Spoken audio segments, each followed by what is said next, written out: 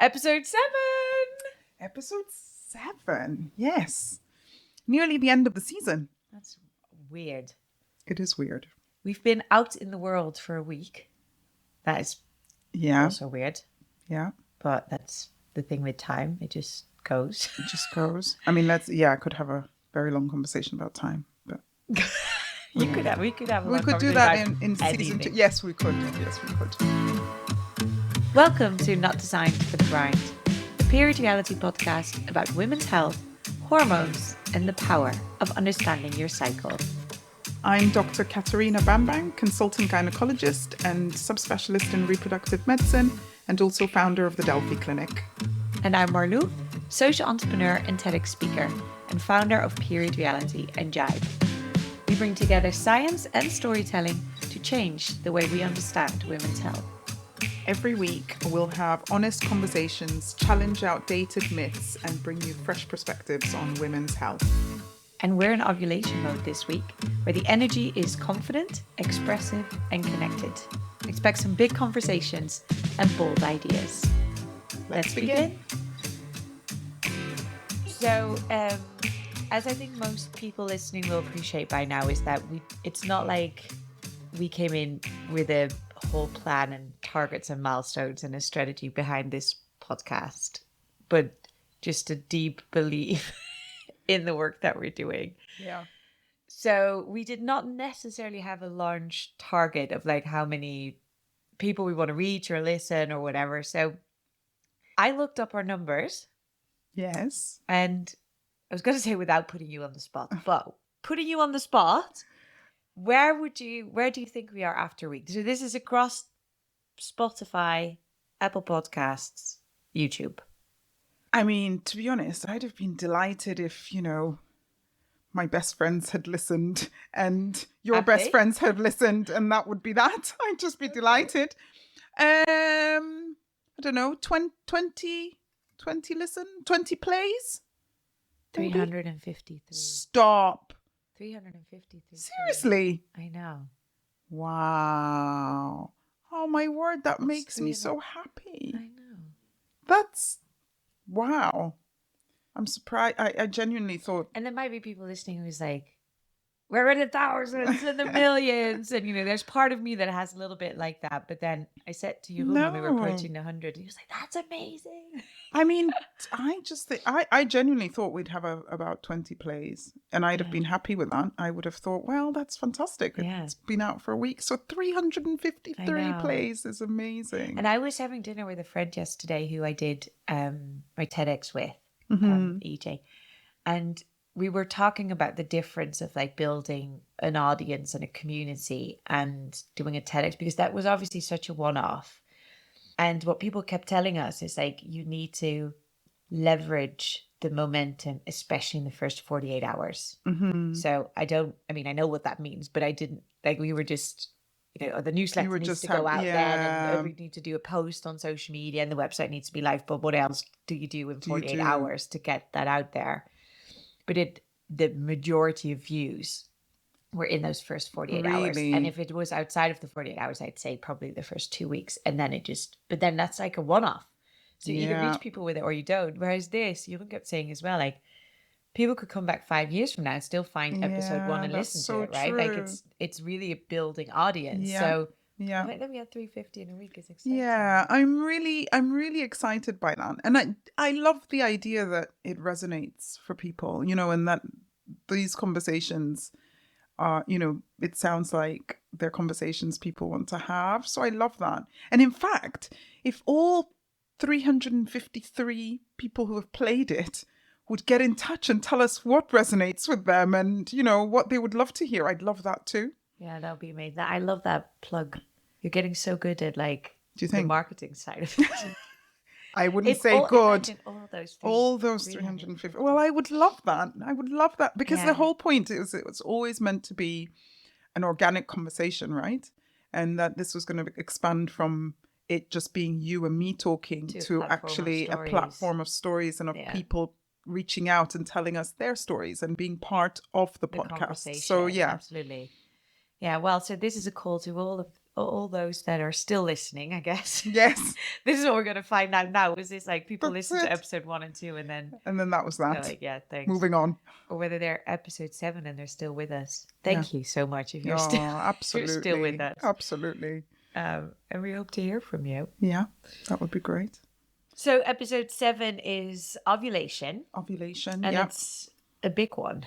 It's we're going to be talking about some really important and it's kind stuff of today. I suppose a little bit like episode 5. Again, it's that recognition piece of, we've talked a lot about cycle awareness and, what we call a healthy cycle and what that looks like. And it's just, again, acknowledging that not all cycle, or rather that there's a lot of women who are living without a healthy cycle and the struggles that comes with. And also, though, almost like a call to action to say, don't carry on living that way and kind of take action. So yeah, and what I want to sort of, I guess, focus on today is painful periods particularly.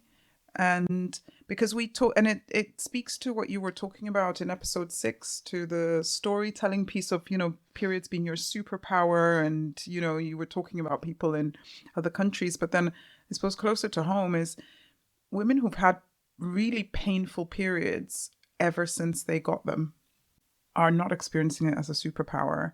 And in fact, their entire month, it's thinking about, we talk about cycle awareness on a day-to-day basis, right? But then actually, if your entire month is geared and of you bracing yourself for that time when you're going to have your period, it's coming. So either you're in pain or you're waiting for when the pain is going to come.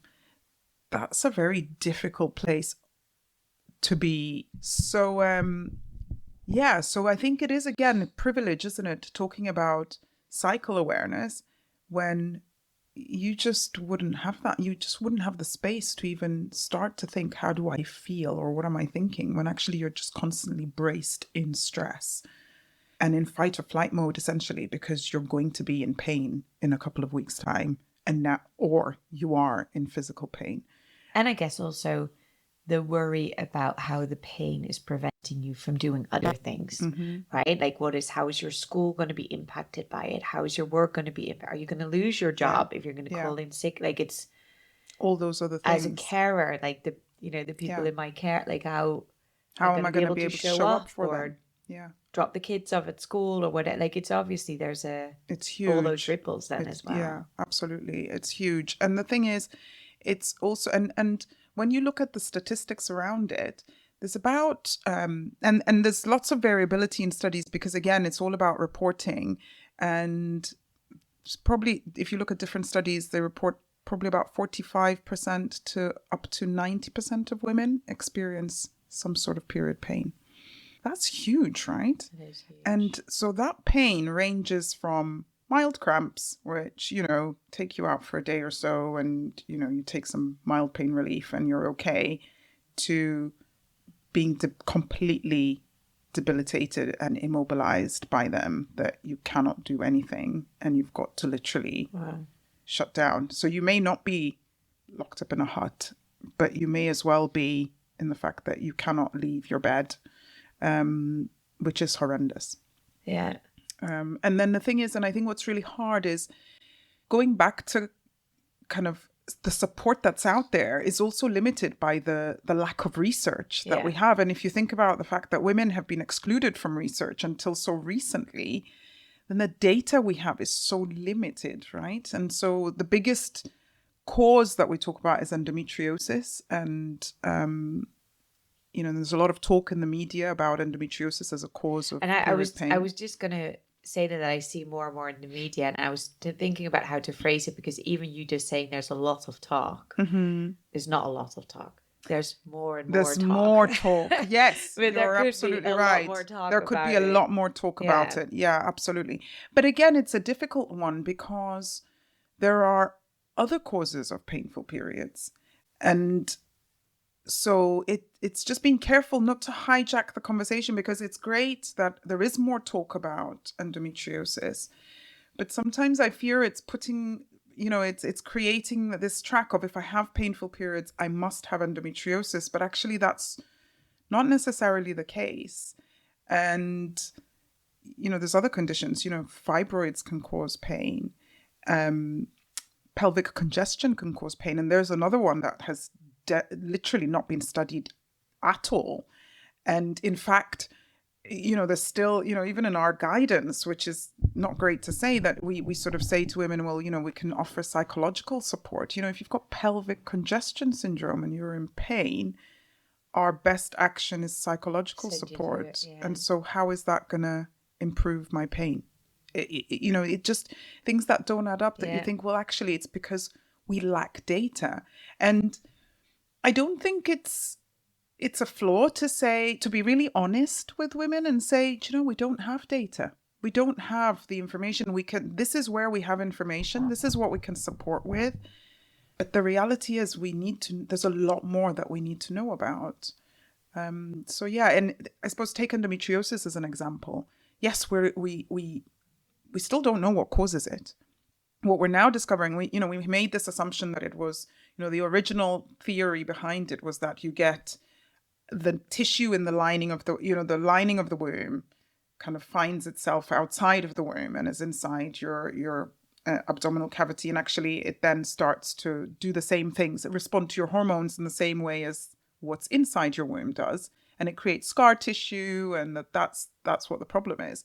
But now we're discovering that that's not true at all, that actually it looks like lining of the womb, but actually it behaves completely differently.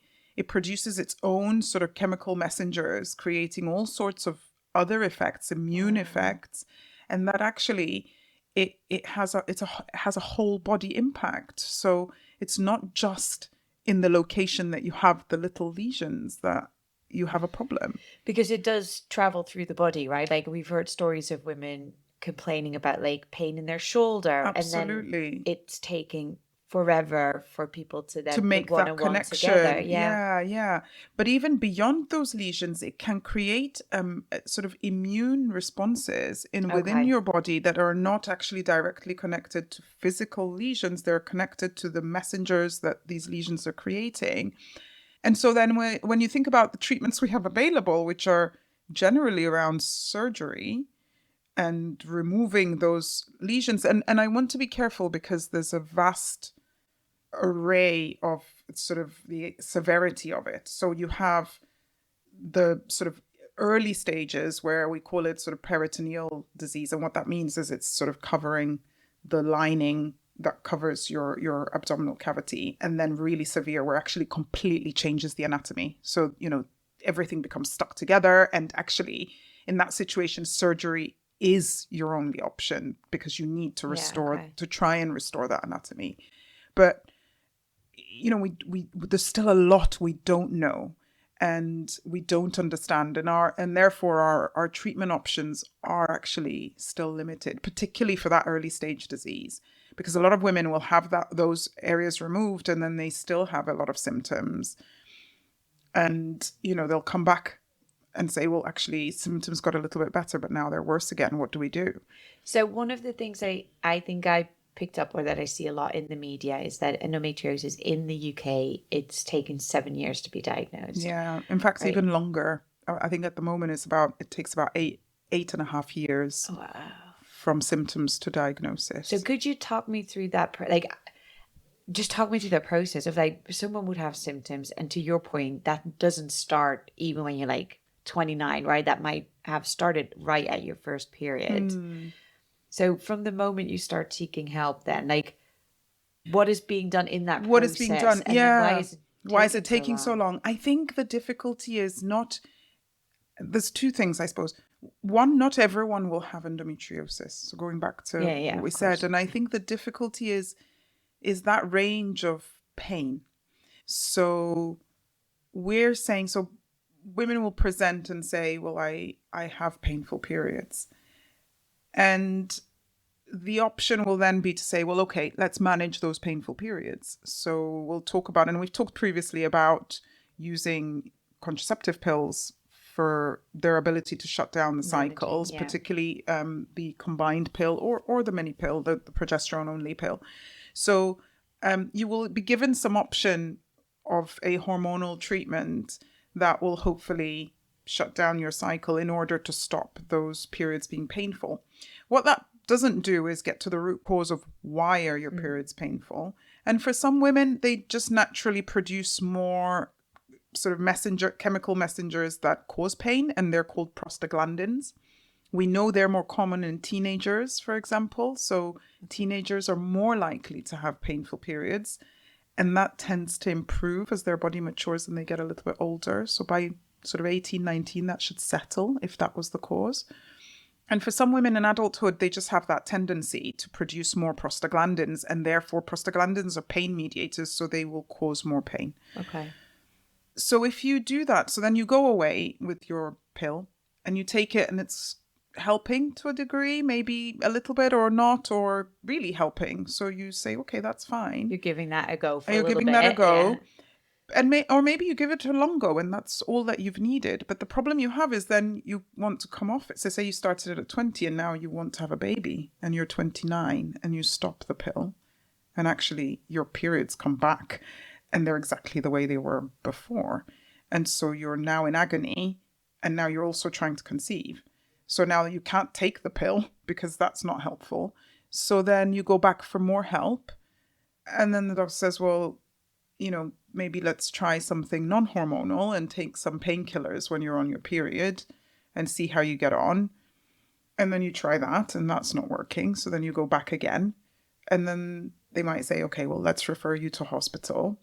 And this is also to acknowledge that there are some women who don't even have that experience, who actually get told, well, you know, periods are painful, so there's nothing I can do for you. And then if you get referred, at the moment, a waiting list to see a gynecologist is about 2 years, which is horrendous. And so you then wait. And because I think sometimes, like what you just said about it being dismissed, that's sometimes how it is presented, right? Of like you're just being dismissed with your pain. But it's, I think, important to mention that the process itself, like there are options that you're going to try. You have to try it for a couple of months, and that, you know, all that time, quote unquote, the time is ticking away. But it's all of these steps. All of those steps take time because there is so little. And like to your point earlier, sometimes that's the best way to lead with is to just say, we don't have the answers. We don't have the answers. But we're going to help you and support you in finding out. And I think it's sitting with being comfortable to say that we don't have the answers. And I think it's hard because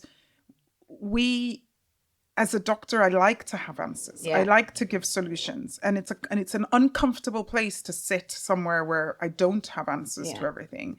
And so I can see how sometimes that might, you know, without that piece of just calling it what it is, it can come across as, you know, dismissive.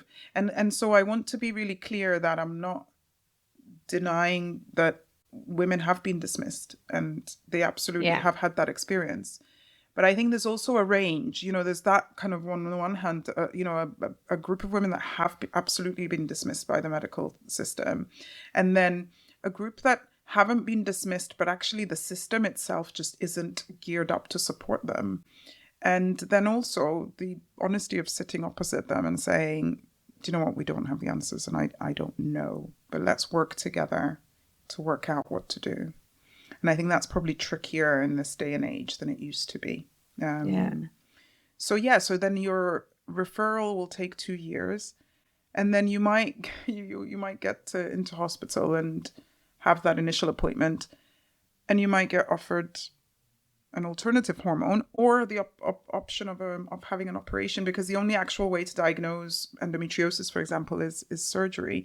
But actually, there's now a lot more ways that are more sensitive. So we can use MRI, we can use highly sensitive ultrasound scans from sort of really kind of very expertly trained individuals in ultrasound diagnosis of endometriosis. There's also very new RNA tests, so genetic tests that can actually look at diagnosing it. All of these, the genetic tests are private and very expensive. The other tests are highly specialized and require specialist people to be present in hospitals, and a lot of hospitals don't have that. And so it really depends where you get seen. It's not surgery is not offered as the solution, it's even part of the diagnosis. Yeah. So at the moment within the NHS, your options essentially are an MRI, and if that doesn't find anything, but you're still, and that MRI is great for more advanced endometriosis, not as great for really superficial endometriosis, which can still cause you severe pain, is important to kind of make a note of. But then if that MRI is normal and you're still in agony, then your next step is surgery. And surgery is something called a laparoscopy, a diagnostic laparoscopy, which is keyhole surgery to essentially put a camera through your belly button and have a look inside the pelvis and look for endometriosis. That's pretty major though, right? Yeah. It's an invasive procedure. It's got risks. And that's where the NHS is. And I know we've had some of these conversations before, but I'm just asking all the questions anyway, because I don't think this is what's often seen in the media. Yeah. But when surgery is offered as a solution, can they remove the lesions where they are? And is there then a risk of them coming back after you've operated? And if there are multiple places in the body, do you then operate on multiple locations? Yeah, so that's a really good question. So if you do a diagnostic laparoscopy looking for endometriosis, you always tell the person that beforehand that if we find mild endometriosis, we'll remove it there and then. And you do. So you're able to remove those lesions as you find them if they're in the pelvis. So if someone has lesions elsewhere, so for example, there was a patient I had many years ago who actually had endometriosis in her belly button. And I think there's been rare cases of endometriosis in the lungs and in the eye, I think has also been reported. That was not a patient of mine, but that, it's been reported. Those have to be done by those specialists in conjunction with feedback from, either gynecology. I mean, essentially what normally happens is it doesn't get connected. It's when the operation is done and then the samples are sent to the lab of what is removed, and then they will come back and say that was endometriosis. In certain situations, the gynecologist may sort of pick that up. So if someone says, well, I have this recurring cyclical pattern of, bleeding from my belly button, was this particular woman. And actually we removed that area and sent it off to the lab, and they came back and said it's endometriosis. So the specialist surgeon of that particular area will be involved to do that operation. But it can be anywhere. And it can come back. And I think that's the other thing, is that removing a lesion is not definitive treatment. It can come back. So then your subsequent option, if your symptoms get better, fantastic, you can now try to conceive or whatever, or just live your life. But if it doesn't get better, then you can kind of talk about whether you go back to hormonal suppression, which at the moment is really our main option, or then you're sort of more limited in the kind of options that we can offer beyond with that. As a final offer. We talk about a final offer. A lot of people talk about a final offer of a hysterectomy. It's not always a solution, because actually when we think about the fact that there are women who have gone through the menopause and still have symptoms of endometriosis. So what that tells you is even though your ovaries are no longer functioning, you still have symptoms. So there are women who have a hysterectomy and still have endometriosis symptoms. I guess this is all. Sorry. No, I was just going to say I've heard of stories of women with endometriosis who went to the doctors in their maybe 20s or 30s, and it was offered to them almost as or it was talked about as an option, and then they ended up in this really difficult conversation when, the doctor would say, well, maybe come back after you're childbearing years, and women actually saying, I don't want children.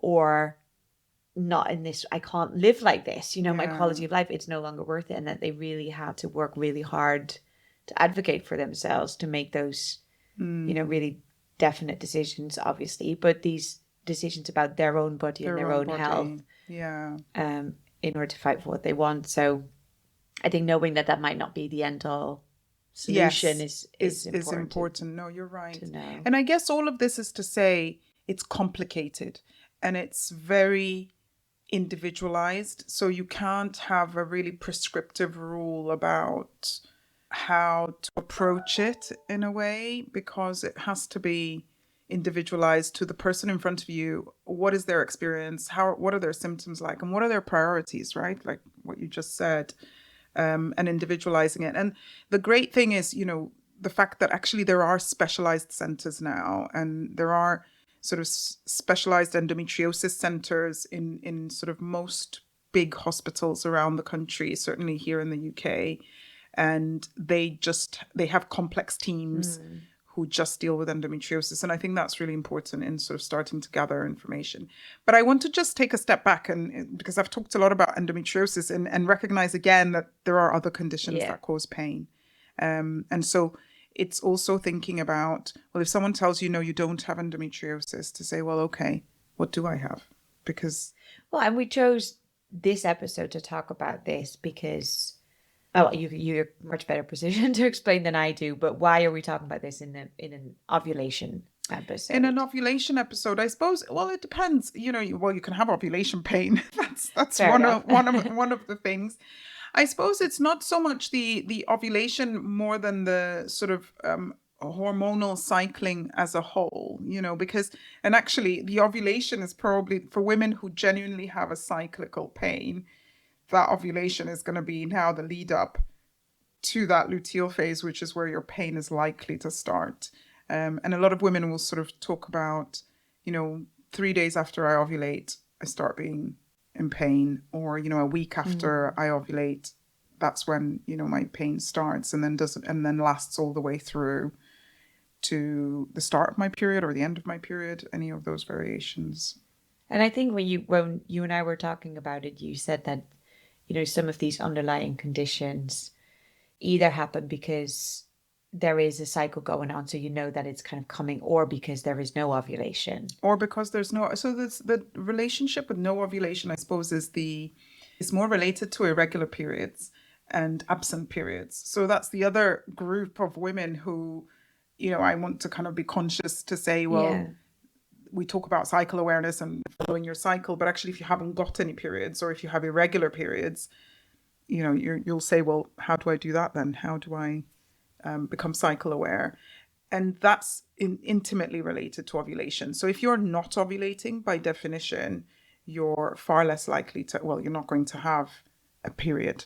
You may have abnormal bleeding, but it's not going to be a period in the way that you experience it in a cyclical way. And again, it's the same with that. So many different causes, and they range from polycystic ovarian syndrome is one of the really common ones. So about 10% of women have polycystic ovarian syndrome, and a lot of them are undiagnosed also. So that's often referred to as PCOS. PCOS, that's right. And again, another condition that we know very little about, and actually a condition I think is really poorly named, because we really focus on this idea that the ovary has cysts, which is not true. And we often skip the bit, which is the really big piece, which is the metabolic aspect, which is all related to sort of blood sugar balance and the sort of effects downstream of that. But that's, so you think about that. So it ranges from things like PCOS causing absent periods all the way to a very early menopause. There's girls as young as 16 who go through a premature menopause, all the way to what we call relative energy deficiency. So where we call hypothalamic amenorrhea, which is a fancy way of saying that your hormones just shut down because your body perceives that there isn't enough energy there for reproduction, so it stops your period. And that's really common in athletes, particularly. It's called REDS in that situation. So I was going to ask about athletes. Is that the same for people who are anorexic? That's right. And it's the same thing. And it is about your body's perception of energy expenditure over kind of what's coming in, and survival. And so from an evolutionary point of view, if you go back to when we were sort of dwelling in caves, your body is constantly scanning the environment for cues physically as to safety, because then it was all about survival and reproduction, right? So it was sort of thinking, well, okay, there's not enough energy coming in. We're not sure when this energy is going to increase. We need to make sure that the organs that are critical to our survival, so our brain and our muscles, are kept on form. What I call luxury services are not currently required. So, reproduction, we can't be reproducing in an unsafe space. There's not enough energy for us to survive, let alone, to grow a baby. Yeah. And so, so it would shut down your cycle. And as a survival mechanism. Now, obviously, we've evolved way beyond that. And we know, we're not just there for reproduction, but actually your body's ability to perceive that is still scanning in the same way. So when you are over-exercising, for example, and you may be eating enough, but actually that balance is not quite right, and your body will still perceive it in that way and sort of say, right, there's a sort of lack of safety prioritizing here. Let's reprioritize. So, yeah. So lots of different things that are, that need to be explored. And again, really important. I've had women in the fertility clinic who will tell me, well, I haven't had a period in 5 years. And I sort of say, well, but you've been trying to conceive for that time. And I said, well, yes, I've been to the doctor and we've been investigated and we've been told that's fine, carry on. But I think, well, you can't get pregnant if you're not having a regular period. And so it makes me really sad that, that information hasn't been shared and that we've not kind of been clear about that. Yeah, because I think that's a really good point, actually, because we talk a lot about when do you go to the doctor and how to get support and how to make sure you're not being dismissed and that you're, equipped with data and to advocate for yourself. And I guess that's even more true for anyone who's experiencing anything that's of concern, right? And it doesn't need to be of concern to anyone else. If it's concerning you, I think that. Yeah, and I think, and it's important to recognize there are situations where you can miss a period, and that's fine. It happens to everybody. I mean, I'm sure if you asked a lot of women, probably get quite a large percentage that would say, oh yes, when I've had a particularly stressful time, or when I I don't know, took a really long plane flight or something that's thrown you off. You might miss a period, or it might come a bit later than you expected and you think, oh, that's a bit strange. And that might happen once or twice a year, and that's okay. But if you have a really persistent irregularity or absence, then yeah, absolutely. And something that also always fascinates me and that we talk about a lot is that your cycle is actually your extra vital sign. Yes. Right. Absolutely. So when you look at people's health and you're being rushed into ER, what they look at is like your blood pressure, your heart rate, or like whatever. But your menstrual cycle is actually a really good indicator of what's going on elsewhere in your body. And I think with the example of like athletes and people going through things in your body prioritizing, is like if something's going on within your body, it will affect your cycle. Yeah. And I think very often when we don't know what our baseline cycle is, whether that is abnormal or normal and how much blood you lose, whatever, if you don't have any insights in what that baseline is, it's really hard to say actually it changed a little bit or it's affected a little bit, so that that at least it needs to be looked into. Yeah. And I think, again, like, I mean, I know I'm the eternal optimist, but again, that makes me feel hopeful about, if we can really see the menstrual cycle as a leading factor in identifying people's health, or the prevention of illness, as we talked about as well, or the prevention of, then I think there's a huge opportunity there. Absolutely. No, I completely agree. In fact, the American Academy of Pediatrics actually published a paper in 2015 to say that the menstrual cycle should be treated as a vital sign in all teenage girls. And so this is, it's an official paper, and it was endorsed by, I think it was the American College of Obstetrics and Gynecology as well. But certainly, I read that, and it was so great to see, because absolutely, from adolescence onwards, it is a vital sign, because sometimes the first thing to go or the first thing to shift is your cycle before you notice other impacts. So knowing that, and you being someone that tracks, then makes you hyper aware. And I am also aware of being careful not to kind of over medicalize things. But in creating that awareness, you'll then know that, yes, but this is not normal for me. There's been a real shift. And I always say, you know, a shift has to be over a period of 3 to 4 months. Yeah. So if something is different for you for 3 to 4 months, then is the time to sort of ask yourself, is something going on here? And then maybe scan and start to think about other areas. But yeah, absolutely. Yeah, because I think we spoke about having a slightly quote unquote shorter cycle than the normal. Like mine are now 23 days. Like the first time that happened, I'm like, oh my gosh, what's going on? Am I stressed? Did I travel? And then it happened again. And then, but because it kept happening, but it was still quite regular, it was, I guess, easier for me not to medicalize it, because it was like, well, apparently this is my new normal. This is my new normal. Whereas I can see how that's a lot harder if your cycle is irregular anyway. Yeah. Yes, right? Exactly. So it's almost developing a gut feeling or an intuition to help people feel like, what's normal for me? Something has changed. And when does it feel off? Yeah, completely. And I think it's also knowing that actually it shouldn't, you know, your cycle shouldn't be vastly irregular, you know, because if by definition, if it's vastly irregular, then there might be an underlying condition. There is definitely an underlying condition, because you're not ovulating in every month. And why? And then the question is, why are you not ovulating every month? So that's then your underlying condition that you need to look for. Yeah. Because if 1 month you're getting it at 23 days and the next month you're getting it at 45 and the month after that it's at, 60 and then it comes again 6 days later, that's never going to be your norm. That's just not normal.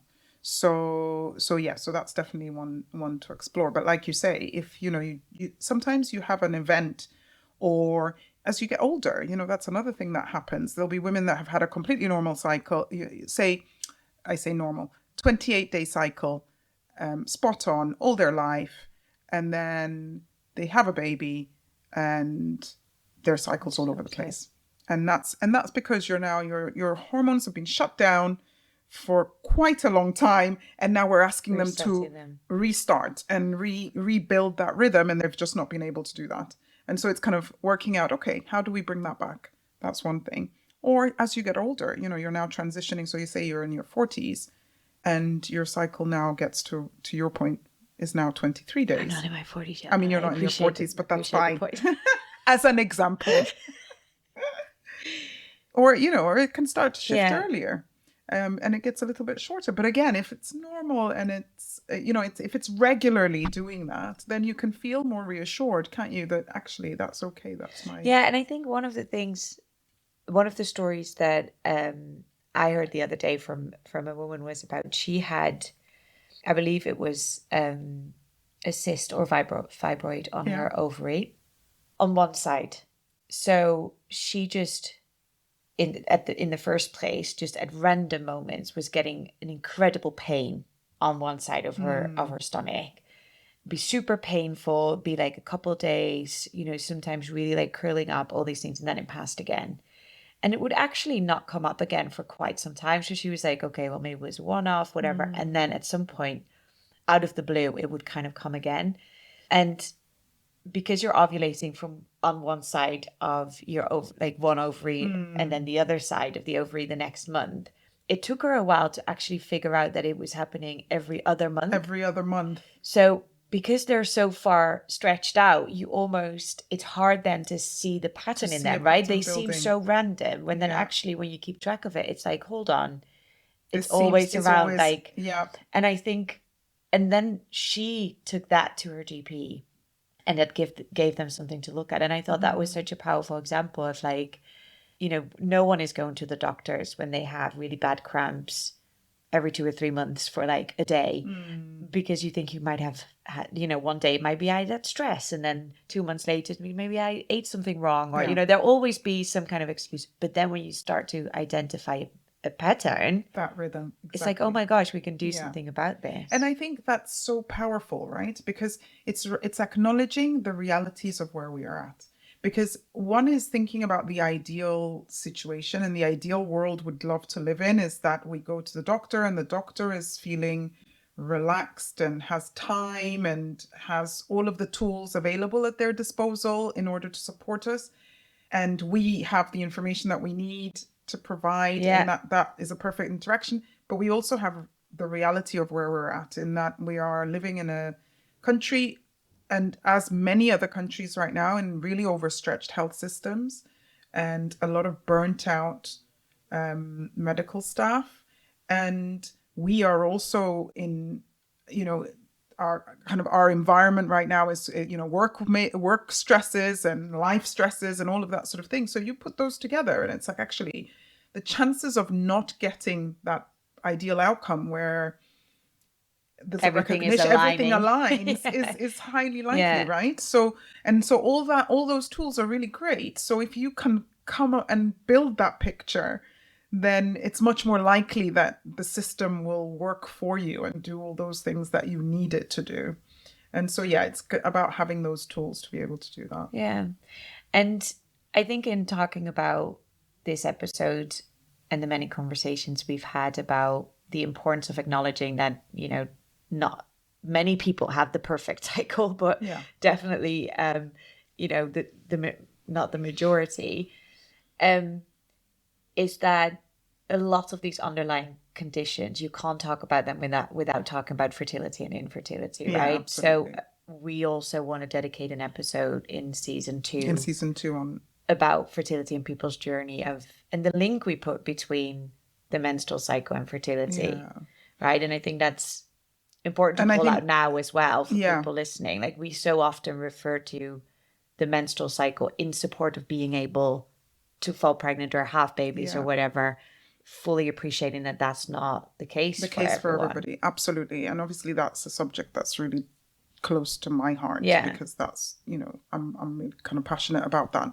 And also holding space for and talking about the reality of what it is also for women, not just with struggles with fertility, but also things like recurrent miscarriage and the implications of your cycle in that context as well. So because there's double layers, I guess it goes back to our conversation in episode 6 about the stories and the biology and how the two kind of intersect, is how those experiences then affect how you experience your cycle. So and we'll be talking about that in season 2, won't we? So I'm not gonna get carried away with myself and start going on about it now, because I easily could. Yeah, but it's important to acknowledge that. And I think we're also still finding that balance between how much are we feeding into this idea that the only reason women are on this planet is to have babies and to reproduce. And the only reason you have a menstrual cycle is to do just that. But actually also appreciating that is also used by people who have this idea about what the world should look like. And in that world, that's all we're being reduced to. Yeah. And I suppose it's weaponizing your cycles to say that, well, that's keep us oppressed. Keep us oppressed. I mean, I don't think they get very far nowadays, despite the oppression that goes on around the world. I think because it's not an obvious link, and because obviously no one is advocating to say, I mean, I guess there are more and more people in the world who are actively saying, maybe women belong in the kitchen and, serve no other purpose than to have babies. But I think it's such a strong mindset. And I notice it in how I talk to James about her period of we very often make that relationship between I have a period or I have a cycle, because that's how babies are being made. Yeah. Right. And it's so important to acknowledge that without that meaning that that's what you're reduced to. Yeah. So I think for me, the biggest biology thing and culture, biology and culture, and it's choice, right? I love women who kind of are able to state that, well, I want to be in the kitchen. I want to kind of be at home. I chose that because I love it. It's my most favorite thing to do. And that's how I want to live my life. And I applaud that, because that is the whole point of the 21st century, is that we're here because we can all choose to do the thing that we want to do. Just like I love being a doctor and going to work and doing all of the things and spending my day having conversations about science and, caring for people and all of those things. I love that. And just like I'm so grateful to, teachers and firewomen and, all of that. But I think it's when we say it's got to be one or the other. And now the point of moving past reproduction as the, oh yes, that's all we were here for, is to say, well, it can be all of those things, or none of them, or one of them, or multiples. Multiples, I love multiples. That. Anything else you'd like to share? No. Do you feel like we talked enough about other conditions than endometriosis? I think I think painful periods, I would say we probably didn't, and that's probably, again, because we haven't delved into it enough. We don't know enough. I think the newest thing for me that I've come across recently is pelvic congestion, and actually how many women are struggling with pelvic congestion. And I don't think we're even scratching the surface. So can you tell me a little bit about what that is? Yes, thanks for asking that, actually.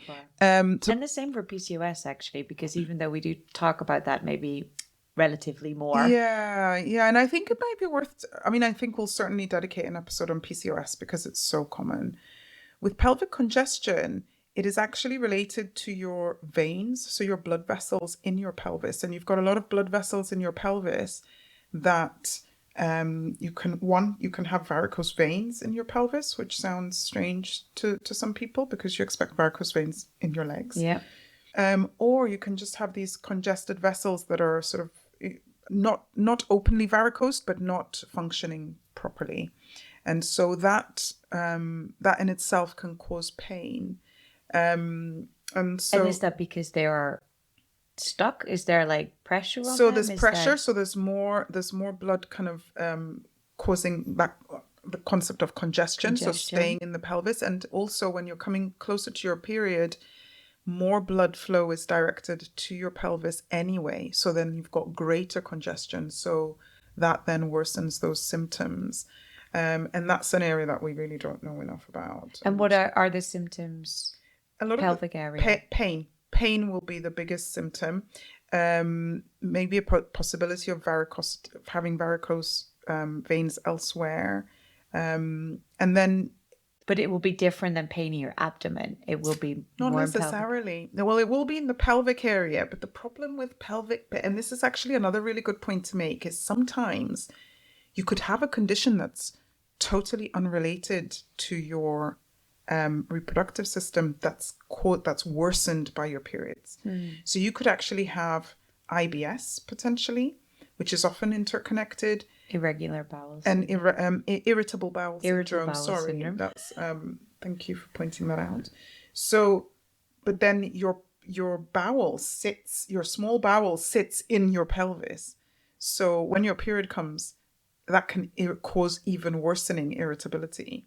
And so there's that coinciding with, sort of your gut health and your period health feeding off each other and making things worse. So yeah. And that's the importance of looking at the individual, right? So rather than making an assumption, right, you've got pelvic pain. Well, and that is from a doctor's perspective, but I think it's helpful as an individual of the kind of symptoms to expect. Yeah. Yeah. Of like, is the pelvic congestion coming from a different place than your womb? So that's that's a really good point. So the blood vessels kind of will be outside your womb, but they're all, the blood vessels sort of sit, and we should put a picture in the show notes that will make it a bit clearer. It's all those blood vessels coming in that are entering the womb and the ovaries, or sort of coming out even. All of those are the ones that will be congested rather than... so that would be really hard to pinpoint. Inside the actual womb. So it'll be harder to pinpoint. It'll be more vague symptoms rather than a real pinpoint symptom, like what you described earlier about the that is much more localized. What does that look like for PCOS?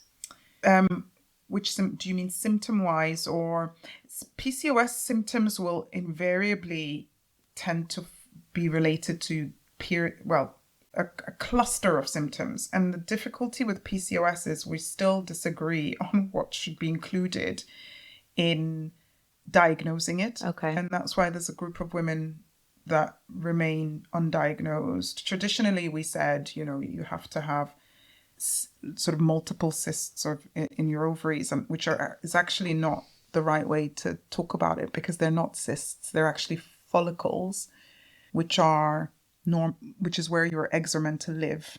Your eggs live in follicles, which are tiny little sacs in your ovaries. But what happens is you get these follicles, they grow up to a certain point and then they stop and they kind of don't grow any further. So when you do a scan, they look like little cysts. And that's why it's been named polycystic, as in a lot of cysts on the ovary. But the real hallmarks of the syndrome are the metabolic layers, and which also have an impact on the male type hormones. So we all produce male type hormones, so testosterone. And in women with PCOS, they're more likely to have higher levels of testosterone, which then causes other symptoms like excess hair in places you wouldn't expect it to be, or worsening acne, more sort of oily skin or oily hair, that sort of thing. But also a problem with blood sugar balance. And so struggling with losing weight, that's a really big thing. And then the hormonal changes that come with that, which make other symptoms worse. So it's a real complex sort of group of symptoms and group of hormonal changes that happen in the body. But I guess my concern, or not concern, but the reason I think PCOS is such a big piece and so important that we get right is that it has such long-term implications for health. And, there's girls who have PCOS and are given that diagnosis, but they're not supported with information and also healthcare in terms of minimizing those risks long-term, because they have a much higher risk of developing diabetes in later life and heart disease in later life. And those are real, those are life-limiting conditions, right? So it's really important that we get that on the agenda. In fact, we get that on the agenda in terms of research so that we can learn what to do. And then obviously downstream in the care that we provide for women. And people with PCOS often have irregular cycles. Yeah. That's the other big thing. So if you're not, if these follicles are not growing normally, so then you will not ovulate. And then that then leads into those irregular cycles. So, and obviously going back to that fertility conversation, there's obviously that risk of struggling with fertility if you've got PCOS, and so important to know early, right? As opposed to finding out after you've been trying for a really long time to find out that you've got this. And both from a fertility perspective and from that long-term health perspective. Yeah, absolutely. Yeah. Another call for more research into more research, yes. More research. Absolutely. Please. This is great. Thank you so much. I mean, I continue to learn so much from these conversations. I'm sure everyone else does. I continue to learn so much from these conversations. I think that's what I actually really love, because I could talk about the biology forever, and I love that you pause and tell me to just let's take a step back and talk about what that means. So, because there's things I kind of get carried away with, and without realizing that actually, yes, let's talk about the basics of that. I might not always get that right either, because I've obviously also been in this space for a long time. So in listening to you, I'm trying to put myself in the position of someone who is at the beginning of their learning journey around this. And like I said, I might not always get that right. So I think we're both very open to when people are listening and you have any questions. Yes, absolutely. Please share them. Please share them, because there isn't a question that is too basic. It's so helpful to know where things land and what more is needed. Yeah. And then to your point before, for me, it's such an eye-opening experience to hear about those stories, and what that experience is around the world. And because then it fires off those ideas of, what else can we do to change this? Yeah. So thank you. Well, thank you very much. Thank you for joining us for Not Designed for the Grind. We love sharing this space with you. If today's episode resonated, subscribe and share it with someone who would value a deeper dive into her cycle. You'll find show notes and further resources at periodreality.org. And when confidence feels natural, use it. Advocate, present, negotiate. This phase is all about visibility. Remember, understanding your cycle isn't optional knowledge. It's the key to leading your best life. Until next time. If you would like to reach out to the Not Designed for the Grind team or want to tell us your story, we'd love to hear from you. You can email us at podcast@periodreality.org or follow us on Instagram @periodrealityofficial.